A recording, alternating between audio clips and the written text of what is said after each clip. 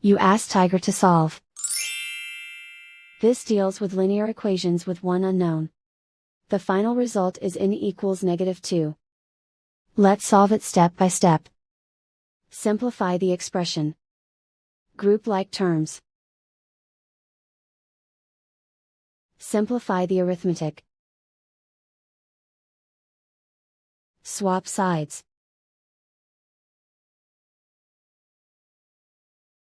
Group all constants on the right side of the equation. Subtract 1 from both sides. Simplify the arithmetic.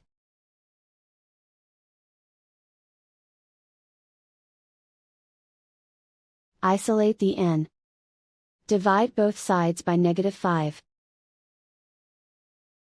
Cancel out the negatives. Simplify the fraction. Move the negative sign from the denominator to the numerator. Find the greatest common factor of the numerator and denominator. Factor out and cancel the greatest common factor. And so the final result is n equals -2.